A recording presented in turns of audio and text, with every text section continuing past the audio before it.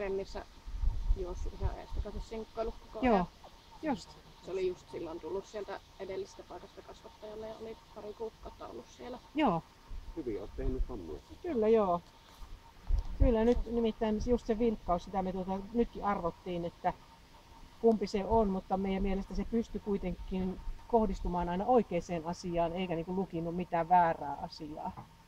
Että selvästi niinku se meni jo plussan puolelle heti. No, mutta mitä muuta me on täällä mietitty tänään, niin laukaukset se kesti nyt ihan, ei siinä ollut mitään huomauttamista. Luokse päästävyydessäkään ei mitään huomauttamista, että ihan luokse päästävä avoin. Koiran kovuus, pehmeys, hieman pehmeähän se on. Ja se on oikeastaan hyvä asia, että noin iso koira, niin sillä on jonkinlaista kuuliaisuutta ihmistä kohtaan. Se on ihan marssi, miten päin sattuu. Ja sitten toi temperamentti tosiaan nyt jää jo plussalle. Et sitä mietittiin, että onko jo häiritsevää. Mutta kun se ei mitään niin kuin lukinnut väärää asiaa, vaan aina sen oikean asian, niin se jäi nyt plussalle. Ja sitten tämä hermojuttu täällä, niin sehän kuormittui aika paljon tässä testissä. Mutta kuitenkin se pystyi niin kuin sitten aina palaamaan tähän normaaliin tilaan. Ja silloin nämä hermotkin jää plussalle. Se on +1b hermostunein pyrkimyksiin. Mutta peli ei mennyt sekaisin kuitenkaan missään vaiheessa. Sen koiran taisteluhalu, kamppailuhalu, sitä just pikkasen häiritsee tietysti juuri se, että sillä on monta asiaa, mutta tuossa se kuitenkin keppiinkin pystyi niinku keskittymään ihan mukavasti.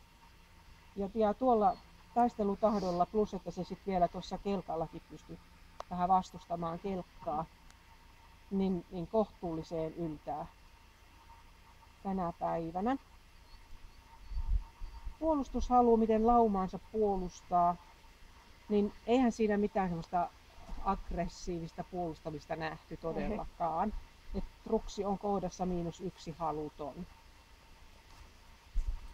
Ja koiran terävyys, aggressiivinen reagoimistapa, kun sitä itseään uhataan tuolla seinällä, niin ei noussut yhtään. Et yritin kaivaa sitä sieltä, mutta ei, se istui kuin tatti sitten loppupelissä ja katsoi suoraan silmiin. Se on +1b koira, joka ei osoita lainkaan terävyyttä. Ja toimintakyky kaiken kaikkiaan näillä eväillä tänään. Erikoiskokeena kelkka ja pimeä huone. Ja niissä nyt ei ollut mitään ongelmaa, että se niistä selvisi ihan mainiosti. Vaikkei tätä toimintaa niin hirveästi täällä muuten ollutkaan, niin kyllä me plussan puolelle nyt ruksi saatiin. Se on +1b kohtuullisen pieni. Mutta kuitenkin näin.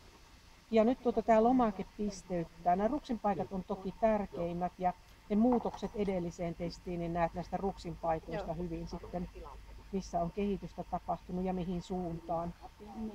Niin loppupisteet menee silleen, että ensin täällä on plussaa 139 ja 1 miinusta tulee siitä puolustushalusta, niin loppupisteeksi jää 138. Aika hyvin hienosti ilmanne. Kyllä.